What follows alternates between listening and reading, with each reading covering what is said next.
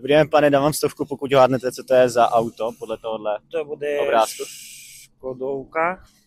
Bohužel to není Škodovka, tak nic. Dám vám 100, pokud uhádnete, co to je za auto, podle té součásti. Mazda. Bohužel. Dobrý den, slečno, dám vám 100, pokud uhádnete, co to je za automobil, podle té fotky. Nevím, Tesla? Ano, je to Tesla, tak takhle pro vás. Dobře, děkuju. Dobrý den, pane, dám vám 100, pokud uhádnete, co to je za tovární značka automobilu. Dobrý den. Tak to netuším. Máte nějaký tip? Vůbec. A jako fakt je to auto, jo? Je to auto, no.